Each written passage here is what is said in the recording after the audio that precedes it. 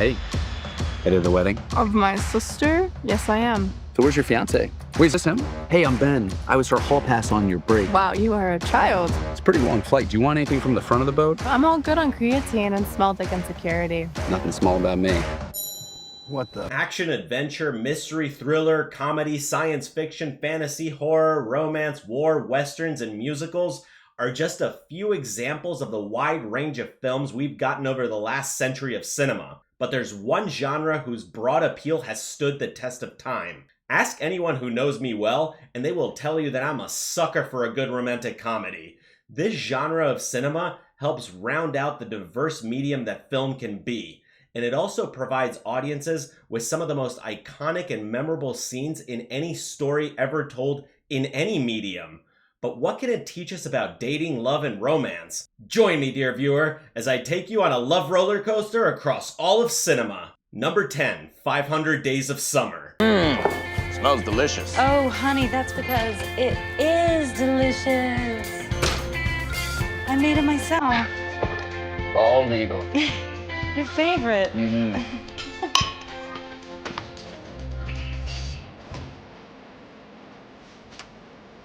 The sink's broken. Well, that's okay, because that's why we bought a home with 2 kitchens. You're so smart. I'll race you to the bedroom.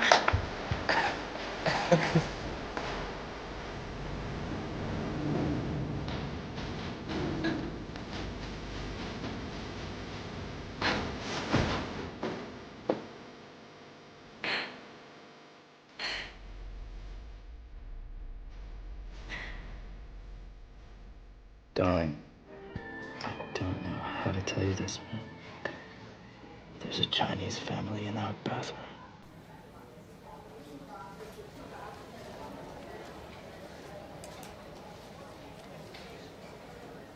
The IKEA shopping scene in 500 Days of Summer is often considered a special and romantic experience between 2 people who are just getting to know each other. Capturing that feeling of new love was no easy feat from a cinematography perspective. The scene is creatively filmed in a single tracking shot, adding a dynamic and engaging element to the sequence. The continuous shot captures the characters' interactions in a fluid and visually interesting way. The setting of IKEA is relatable and mundane, making the romance feel grounded in the everyday. The characters, Tom and Summer, are not in a traditional romantic setting, but their chemistry and connection shine through in this ordinary location. As they get to know each other, they create connection through typically benign and platonic activities. Although shopping for furniture is typically associated with couples who are making decisions about their shared living space. In the scene, Tom and Summer are pretending to be a couple for the day, trying out furniture and envisioning a life together. This shared experience creates a sense of intimacy and connection not typically seen in other romance films. Tom and Summer display a playful and carefree attitude during the scene.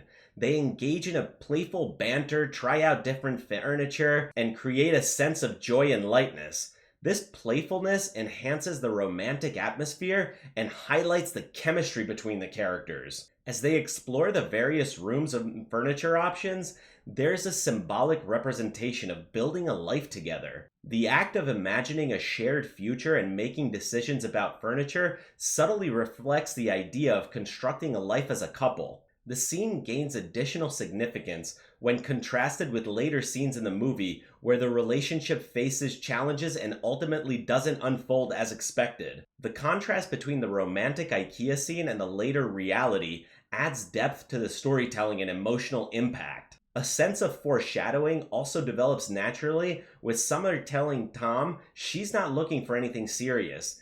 It's an iconic scene from a pretty underrated movie. Number 9, Chasing Amy. Why are we stopping? Because I can't take this. Can't take what? I love you.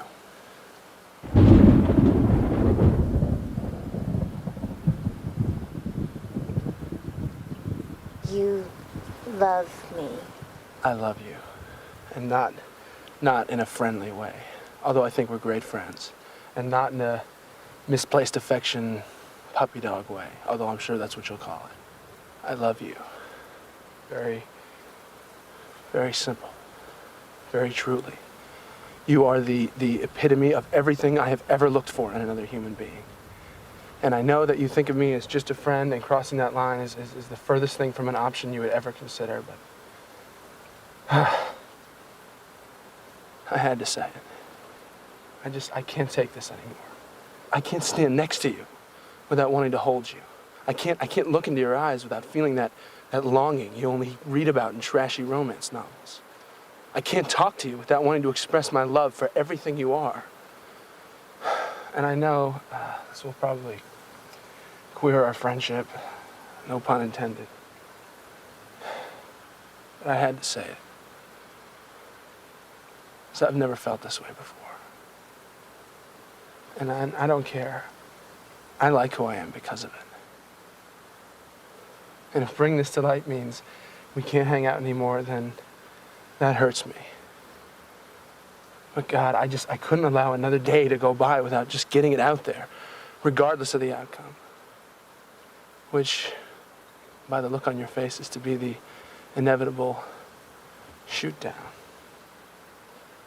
And you know, I'll accept that. But I know that some part of you is hesitating for a moment. And if there's a moment of hesitation, then that means you feel something too. And all I ask, please, is that you just not dismiss that and try to dwell in it for just 10 seconds. The movie Chasing Amy is by far one of the most underrated and under-the-radar rom-coms of the mid-90s. It's a story of relationship mistakes, regrets, and ultimate acceptance. But no scene in the movie is as raw as Holden's confession to Alyssa in the car. Holden's confession is emotionally charged and brutally honest. He lays bare his feelings and vulnerabilities, expressing his deep love for Alyssa despite the complications they face. The raw and unfiltered nature of his emotions adds authenticity to the scene. The confession is a pivotal moment for Holden's character arc. It marks a significant turning point where he confronts his own insecurities and comes to terms with his feelings for Alyssa. The audience witnesses Holden's personal growth as he grapples with his own prejudices and learns to accept Alyssa for who she is. The scene challenges traditional societal norms and expectations. Holden's confession is unconventional as it involves addressing Alyssa's past relationships, her sexual orientation, and societal judgments. This defiance of norms adds depth to the characters and the narrative. Alyssa's reaction to Holden's confession is equally as powerful. Her candid response reflects her own struggles, and the dialogue between them delves into the themes of love, identity, and societal expectations. The exchange between the characters is complex and nuanced, contributing to the depth of the scene. Holden's confession also serves as a turning point in the narrative, influencing the dynamics of his relationship with Alyssa. The repercussions of this scene shape the course of the story, adding layers of complexity to the characters and their interactions. The scene also captures the complexities and challenges of real-life relationships. It explores themes of acceptance, forgiveness, and the navigation of past romantic mistakes. The authenticity in depicting the complexities of human connections resonates with audiences. Kevin Smith, the director and writer of Chasing Amy, is known for his witty and authentic dialogue. The well-crafted lines in the confession scene contribute to its iconic status. Smith's direction also emphasizes the emotional weight of the moment. Holden's confession to Alyssa in the car is meaningful and iconic in cinema due to its raw emotion, contribution to character growth, defiance of societal norms, Alyssa's response, impact on the story, realistic portrayal of relationships, and the skillful direction and dialogue written by Kevin Smith. Number 8, Perfect Sense. I'm off work. Congratulations. You okay? Yeah? Any more news on death and misery? Not really. I was a really good smeller. I bet you were. I was. Do you want a cigarette? No, thanks. Something else then. Like what? Are you hungry? No. I could cook you something special. I'll buy you a lollipop. We could go for a coffee and eat apple pie and licorice. A glass of wine. Some fresh air. Come on. The 2011 sci-fi romantic drama isn't where hardcore romance fans would usually turn to. The movie as a whole is a bit weird and unconventional, but one scene stands out among romance films and keeps popping up all over social media like Instagram and TikTok. Michael's gesture of coming to Susan's window and asking her out is a vulnerable and sincere expression of his feelings. His willingness to put himself out there, especially in the context of the film's apocalyptic setting, adds depth to the romantic aspect of the scene. The film depicts a world in chaos as people lose their senses one by one. In this turbulent and uncertain environment, the scene stands out as a moment of connection, normalcy, and much needed levity. Michael's gesture represents a desire for human connection and love in the midst of global crisis, making it particularly poignant. In a world where people are losing their senses, the simplicity of Michael asking Susan out becomes a powerful symbol. It highlights the importance of basic human interactions and relationships, even in the face of overwhelming challenges. The fact that Michael goes to Susan's window rather than using conventional methods of communication adds an intimate and personal touch to the gesture. It's a deliberate and thoughtful choice that makes the moment more memorable and special. The romantic scene stands in stark contrast to the apocalyptic backdrop of the film. This contrast enhances the emotional impact, emphasizing the resilience of human emotions and the ability to find beauty and connection even in challenging circumstances. The chemistry between Michael and Susan, portrayed by Ewan McGregor and Ava Green, contributes significantly to the scene's romantic atmosphere. Their on-screen connection and rapport make the audience invested in their relationship, making the moment more meaningful. The use of music and cinematography in this scene likely also plays a role in its impact. The choice of music and the visual elements contribute to the overall romantic ambiance, enhancing the emotional resonance of the moment. Many other songs have been used on social media posts of this scene, such as Nothing's Gonna Hurt You Baby by the band Cigarettes After Sex. It stands as a symbol of putting yourself out there to someone else in the name of love, which is why it's so powerful in a world where romantic gestures became risky in the wake of the Me Too movement. Michael at Susan's window in Perfect Sense is meaningful and romantic due to its portrayal of vulnerability and sincerity, its significance in the context of the film's apocalyptic setting, the symbolism of simple gestures, the intimacy of the interaction, the contrast with the overall setting, the chemistry between the characters, and the contributions of soundtrack and cinematography. Number 7, Jerry Maguire. I love you. You complete me. And I just had... Shut up. Just shut up. You had me at hello. You had me at hello.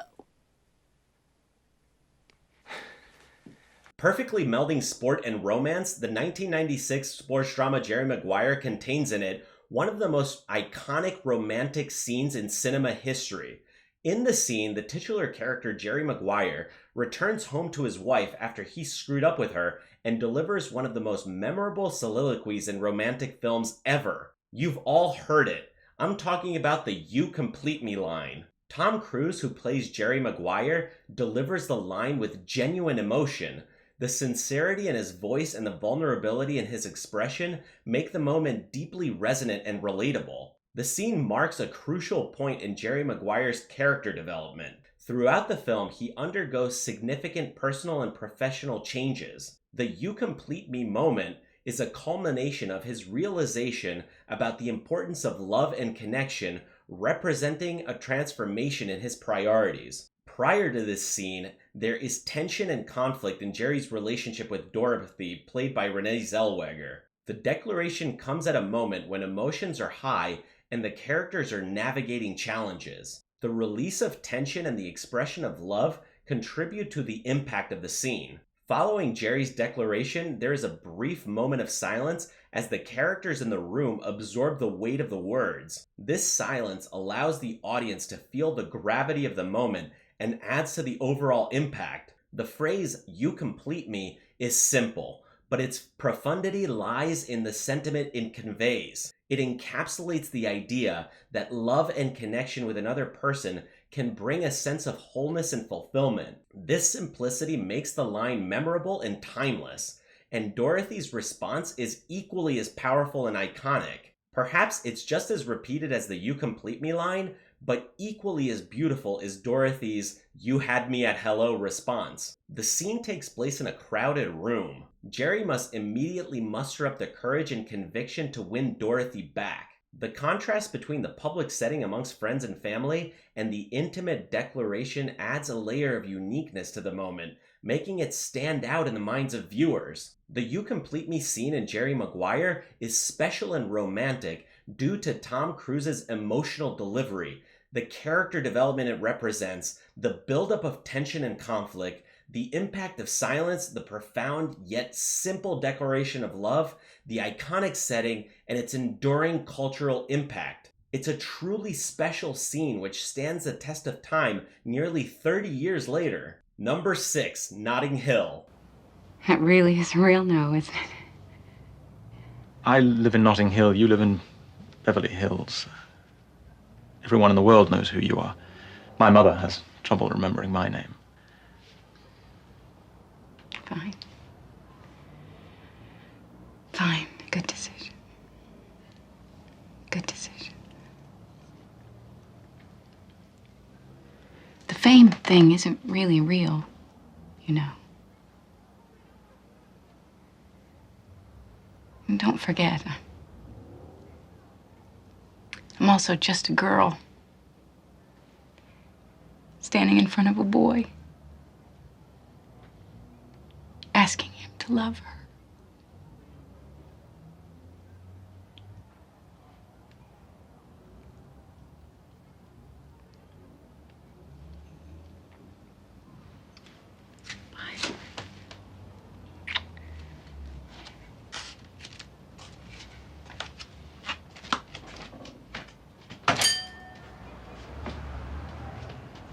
The 1990s had no shortage of romantic comedies, a lot of which have stood the test of time.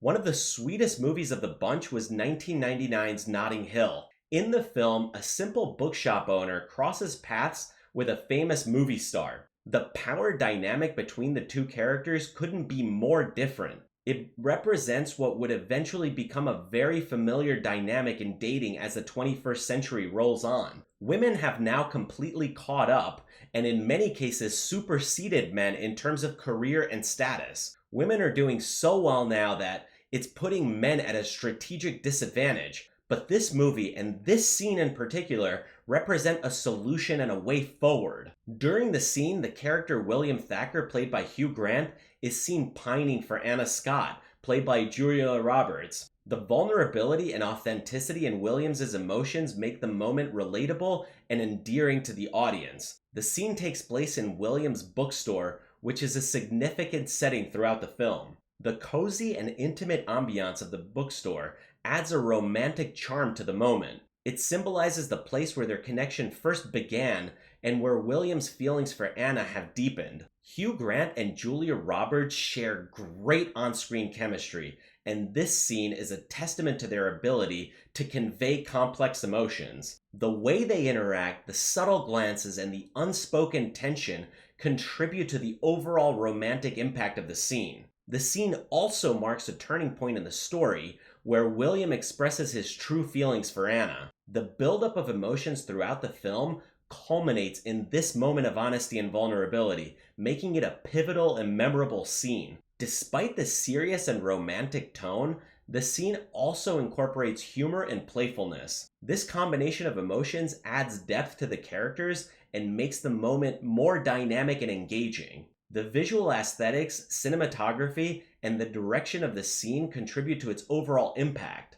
The use of lighting, camera angles, and the pacing of the scene enhance its romantic atmosphere. The dialogue exchange between William and Anna in this scene is memorable.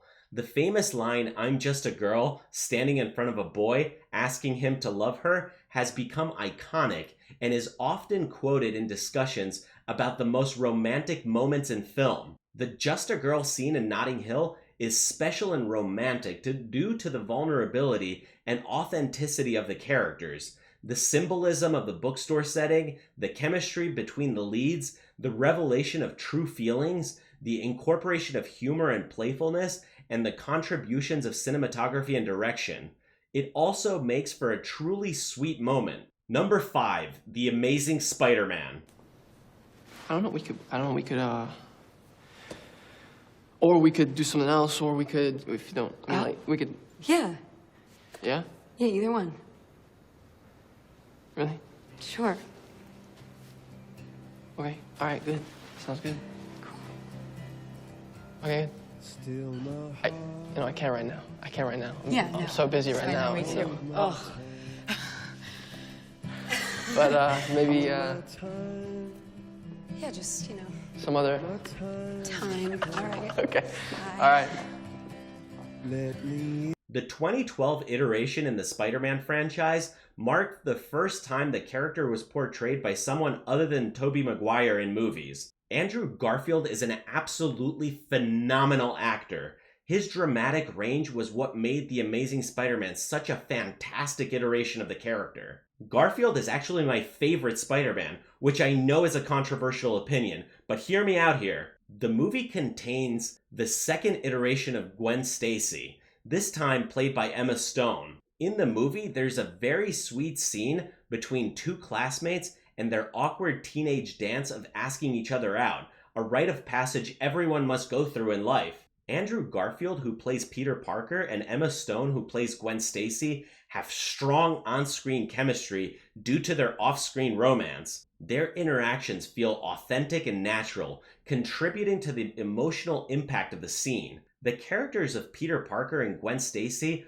are well developed throughout comic book history, and the audience has witnessed their evolving connection throughout the film. This builds anticipation and emotional investment in the moment when Peter finally decides to ask Gwen out. The scene is infused with humor and playfulness. Peter's nervous and very awkward approach, combined with Gwen's witty responses, adds charm and relatability to the moment. The lightheartedness makes it more engaging and endearing. The characters have personal stakes in the situation. Peter is taking a risk by revealing his feelings, and Gwen has her own internal conflicts. The vulnerability and emotional stakes enhance the depth of the scene. The setting of the scene, with Peter asking Gwen out in the high school hallway, is a relatable and iconic teenage moment. The familiarity of the setting adds to the scene's impact, as many viewers can connect with the experience of young love and the nervousness that comes with asking someone out. Peter's character undergoes a journey of self-discovery and gaining confidence throughout the film. The scene where he asks Gwen out represents a pivotal moment in his personal growth, making it emotionally resonant. The simplicity of Peter asking Gwen out in a straightforward manner without any grand gestures adds to the authenticity and relatability of the scene. It feels like a genuine expression of interest and affection. The relationship between Peter and Gwen is a central element of the Spider-Man story in the comics. Gwen's iconic death at the hands of the Green Goblin gave a sense of permanence in the comics. One of the things that made The Amazing Spider-Man one of the better iterations of the franchise was its very intricate buildup of its character development. This moment in the film serves as a crucial development in their relationship, setting the stage for future events in the film, making Gwen's death just as iconic and meaningful as it was in the comics. The dialogue in the scene is what makes it so powerful. It's memorable, and it has become iconic in the context of the film. Fumbled lines such as, "I don't know," or "we could," or maybe something else, are delivered with a mix of nervousness and sincerity, making them stand out. They are fully representative of the real-world teenage interactions when people are just coming into their own and figuring out how to traverse young love. The scene where Peter asks Gwen out is special, moving, touching, and iconic due to the authentic chemistry between the leads, well-developed character dynamics up to that point, Humor and playfulness, personal stakes, the iconic setting, Peter's journey to confidence, the simplicity of the romantic gesture, significance for the plot, and memorable dialogue. It was such a relatable scene that it personally brought me right back to the moment I asked my first girlfriend out in high school. Number 4, His Girl Friday. Got a better offer, huh? You bet I've got a better All offer. right, go on, take it, work for somebody else. That's the gratitude I get. Oh, I wish you'd What were stop you when you panning. came here 5 years ago? A little college girl from a school journalism. I took a doll-faced hick. Well, you wouldn't take me if I hadn't been doll-faced. Oh, why should I? I thought it'd be a novelty to have a face around here a man could look at without shuddering. Listen, Walter. Listen, I made a great reporter out of you, Hildy, but you won't be half as good on any other paper, and you know it. We're a team, that's what we are. You need me, and I need you, and the paper needs both of Bold us. Americans. Oh, all right. It's really no surprise that the 1940 classic rom-com His Girl Friday is one of the movies that inspired Quentin Tarantino's love of dialogue in film. The better offer scene is not typically considered romantic, iconic, or memorable in a traditional romantic sense. Instead, it is renowned for its wit, fast-paced dialogue, and comedic elements. His Girl Friday is a classic screwball comedy directed by Howard Hawks, and its strength lies in the sharp, rapid-fire dialogue and the dynamic relationship between the main characters. The scene is known for its rapid and clever dialogue,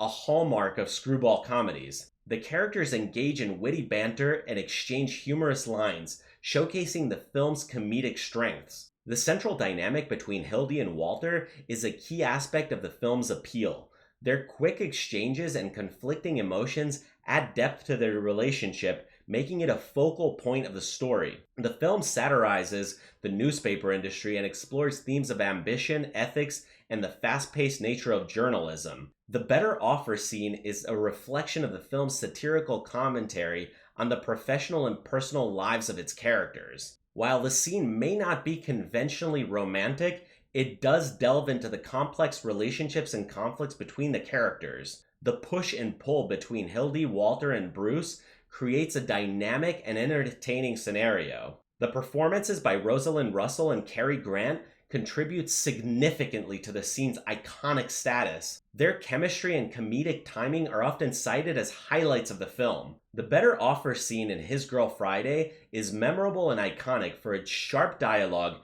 dynamic character relationships, satirical commentary, and the performances of the actors. While it may not be considered romantic in the traditional sense, it is a crucial and entertaining moment within the context of the film's comedic narrative between two former lovers. Number 3, Say Anything. Because Peter Gabriel is in dire straits financially, I can't have audio here, but what you're seeing, to those of you listening, is John Cusack holding up the boombox at Diane Court's bedroom window. The song playing is Peter Gabriel's In Your Eyes. I'm not going to bother singing it because I don't think anybody wants to hear me sing. It's widely known that the 1980s saw a resurgence in truly great romantic films. The 1989 classic Say Anything combined the romantic genre with a newly emerging teen movie into a perfect film about young love. It also contains one of the most iconic scenes in cinema history, John Cusack holding a boombox over his head as a romantic gesture to his love. The image of John Cusack's character, Lloyd Dobler,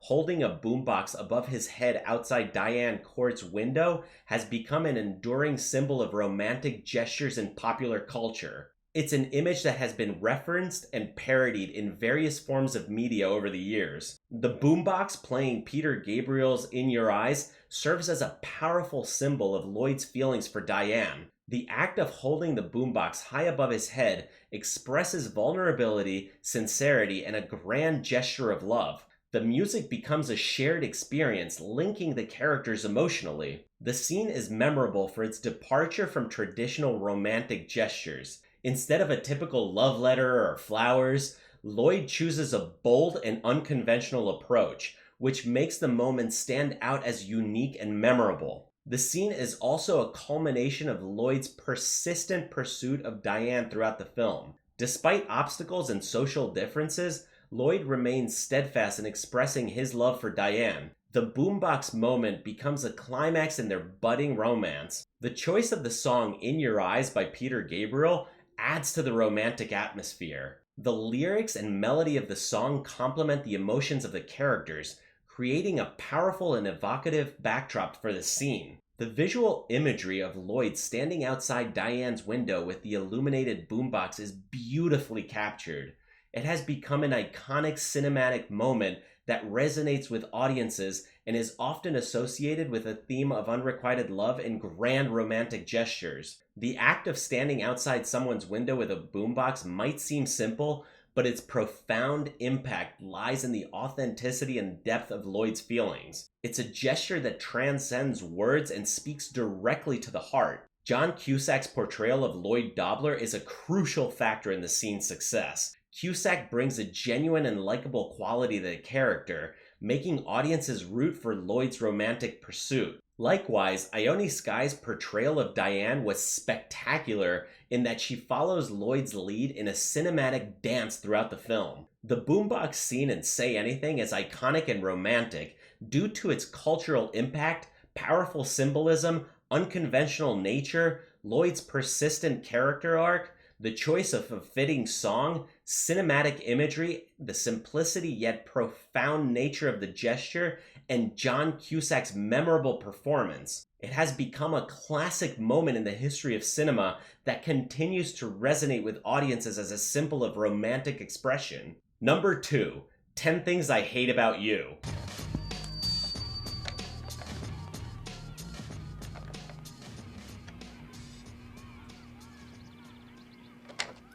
You're just too good to be true.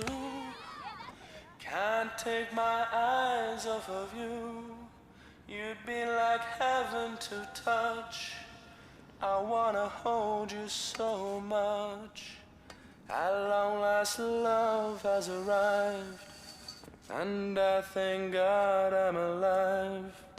You're just too good to be true. Can't take my eyes off of you.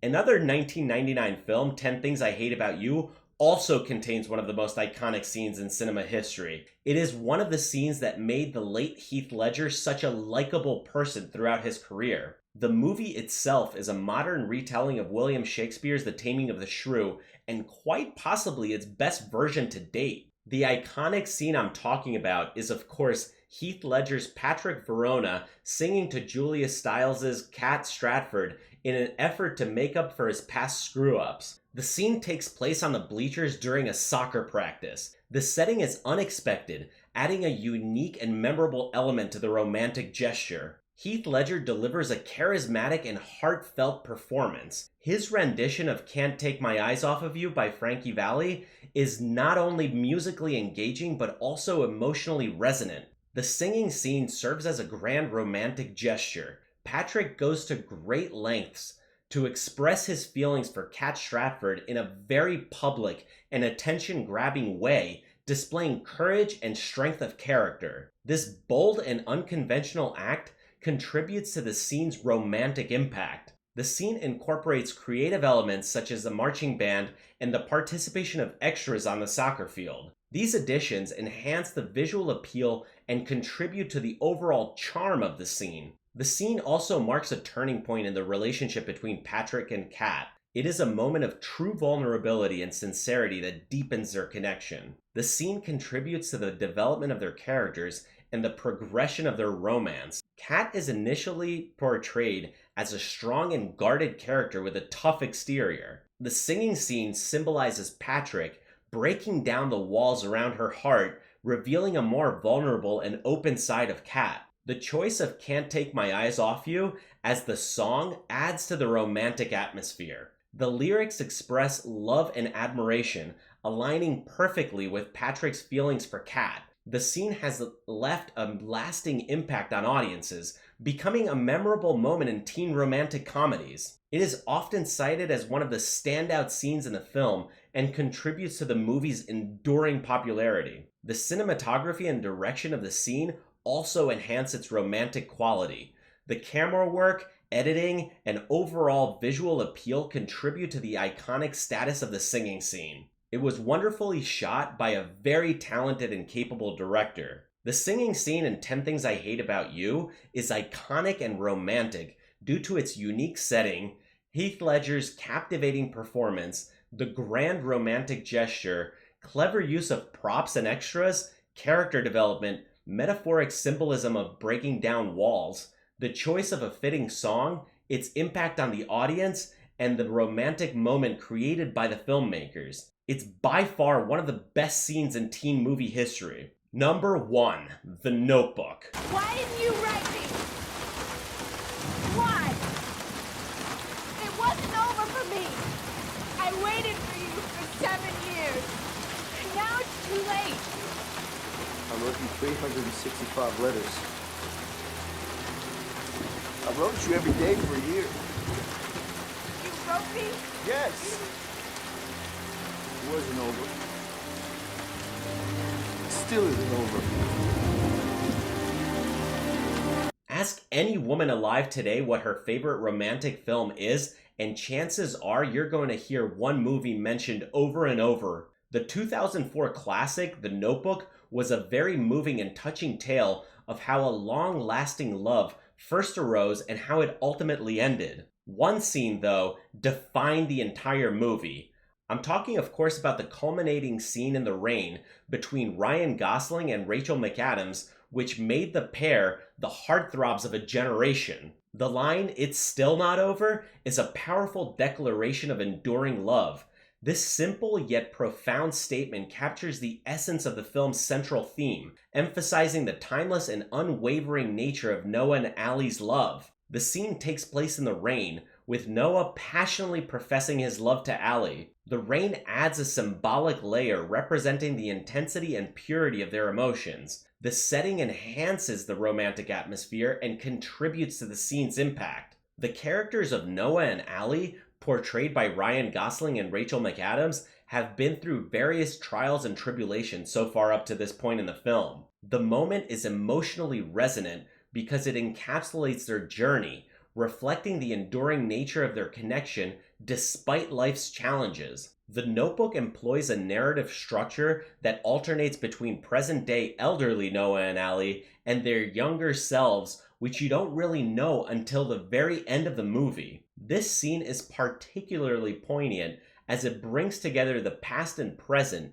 highlighting the continuity of their love story. The cinematography and direction of the scene contribute to its romantic and iconic status. The rain, the close-ups of the characters' faces, and the overall visual composition create a cinematic moment that lingers in the audience's memory. This scene in particular is what makes this movie many women's favorite romantic film of all time. The chemistry between the two lead actors is palpable throughout the film, and it is particularly evident in this scene. Their performances add authenticity and depth to the characters, making the audience emotionally invested in their love story. The scene also contains several iconic quotes, such as "What do you want?" and "It wasn't over, it still isn't over," which have become synonymous with the enduring love portrayed in The Notebook. These lines contribute to the scene's memorability and enduring charm and warmth. This scene has become a cultural touchstone,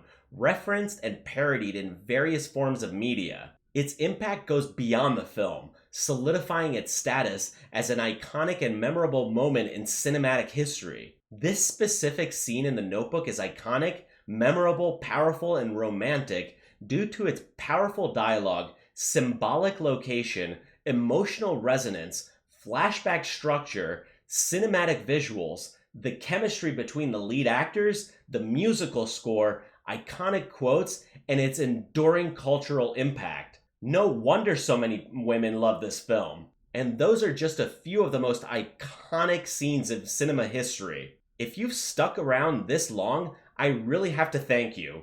I know that YouTube is a short-form platform, but in the spirit of not contributing to the decline of people's attention spans, I've made this video for you, dear viewers. And I'd love to get your take on the scenes and films we've seen today. Please do let me know your thoughts down in the comments. And as always, hit that like button, ring that notification bell, and smash that subscribe button, and I'll see you in the next one.